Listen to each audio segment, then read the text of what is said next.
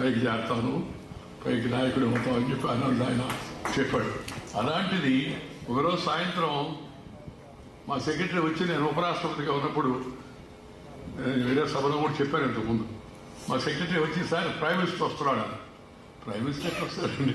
Prime minister రావాలంటే దానికి ముందు ఎస్పీజీ వాళ్ళంతా వచ్చి అంతా చెక్ చేయాలా, ముందు ఇన్ఫార్మ్ చేయాలా, అంతా ఉంటుంది కదంటే, లేదు సార్ వస్తాడు, వచ్చాడు సార్ గేట్ వాళ్ళు.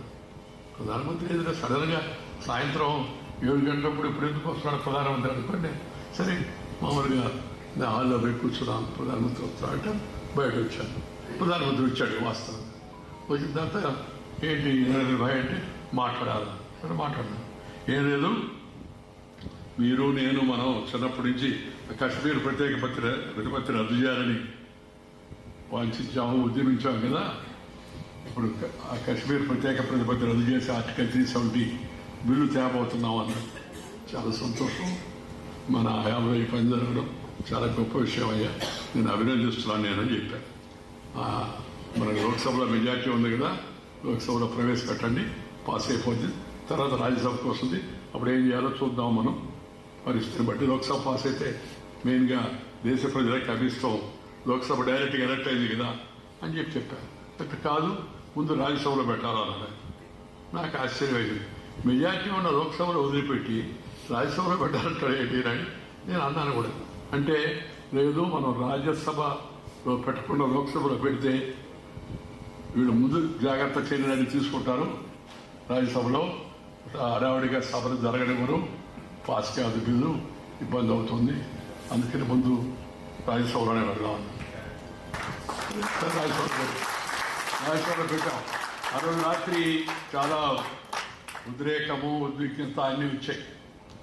నేను సెక్రటరీ జనరల్ పిలిచి రాత్రిపూటంతా, అలాగే మార్షల్స్ని కొంతమంది తయారు చేయమని, పోలీసుల్ని పార్లమెంట్ కానీ అసెంబ్లీ కానీ పిలవాలంటే మనకి మార్షల్ అని మనం నామకరణం చేస్తాం. మార్షల్స్ అందరినీ తగినంత మందిని సమకూర్చి, తర్వాత మా అమ్మాయి దీప ఉందారు ఉండి డాక్టర్ని పిలిచి, ఆ డాక్టర్ గారిని పిలిచి, సార్ రేపు రాజ్యసభలో గొడవలు అవుతాయి కదా, నాన్నగారికి కాస్త సహజంగానే ఉద్రేకపడతాడు మామూలుగా, అందువల్ల మీరు ముందు పరీక్షలు అంటే రాత్రిపూట ఆయన పరీక్షలు చేసి, ఏం పర్వాలేదు సార్ నేను ఉంటాను, పార్లమెంట్ లాబీలో కూర్చొని ఉంటాను, ఏమైనా అవసరమైనా మేము ఉంటామనండి అని చెప్పి ఆయన చెప్పాడు. సెక్రటరీ జనరల్ కూడా తగినంత మంది మార్షల్స్ తయారు చేస్తాం సార్ అన్నాడు. సరే, నేను ప్రధానమంత్రి నాకేం చెప్పానంటే, గొడవలు జరగవచ్చు, ఏమైనా జరగవచ్చు వెంకయ్యజీ, మీరు చేయాల్సింది ఒకటే, మనకు రాజ్యసభలో మెజార్టీ లేదు కదా అన్న, అది మేము చూసుకుంటాం, మీరు చేయాల్సింది ఒకటే ఉన్నాను, ఏం చేయాలి చెప్పండి అన్న. ఏమి జరిగినా సభను మాత్రం వాయిదా వేయద్దు, సభ జరిగే చూడండి అని చెప్పాను. ఎందుకంటే మీరు రాజ్యసభలో ఫాలో అయ్యే వాళ్ళకి కొంతమంది తెలిసి ఉంటుంది, గొడవ చేస్తే వెంటనే వాయిదా వేసేవాడు నేను సభ. ఎందుకంటే గొడవ సభ జరిగితే అపోజిషన్కి మేలు, సభ జరగకపోతే రూలింగ్ పార్టీకి మేలు. సింపుల్ సూత్రం అది.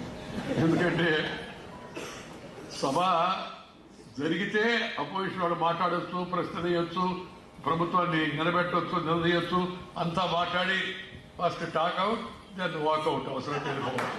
కానీ సభ జరగలేదనుకోండి ఏముండదు. అయితే ఏముందని ప్రభుత్వం అనుకుంటే కావాల్సిన బిల్లులన్నీ ఆఖరి రోజు పెట్టేసి, గొడవ జరుగుతున్నా సరే ఢిల్లీలో పాస్ చేశారు, డీమ్డ్ హాబీని పాస్ అని చెప్పి పాస్ చేసుకోవచ్చు ప్రభుత్వం.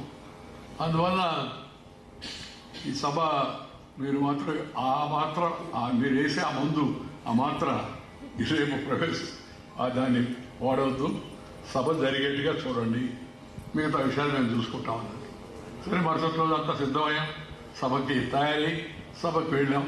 సభలో నేను చెప్పాను సభ్యులందరికీ, మీరు ఏం మాట్లాడదలుచుకుంటే ఆయన మాట్లాడారు, మీ అందరికీ అవకాశం ఇస్తాను, మీ అందరికీ అవకాశం ఇస్తాను, కానీ ఎవరు కూడా మీ సీట్లో నుంచి లేచి బయట వచ్చి వెళ్ళలోకి వస్తే మాత్రం నేనేం చేస్తానో మీకు తెలుసు కదా.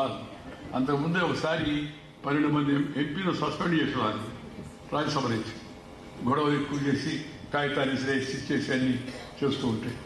అందుకని గట్టిగా చెప్పాను. కొంత అందరూ ఏదో గడి చర్యలు తీసుకున్నట్టుకోడని అందరూ భయపడ్డారు. ఆ తర్వాత సభ మొదలైంది. ముందు గులాం నబీ ఆజాద్ గారు ప్రతిపక్ష నాయకుడు, ఆయన మాట్లాడాడు ఎంతసేపు తర్వాత డిప్యూటీ లీడర్ ఆనంద్ శర్మ మాట్లాడాడు, తర్వాత కమ్యూనిస్ట్ పార్టీ వాళ్ళు మాట్లాడారు. చాలామంది చాలా గట్టిగా వ్యతిరేకించారు. ప్రత్యేక పరిస్థితులు రద్దు చేయకూడదు, అది ఇచ్చిన మాట, అది టెంపరీ ప్రొవిజన్ ఉంది రాజ్యాంగంలో. Temporary article 370 temporary provision. ఇప్పటికే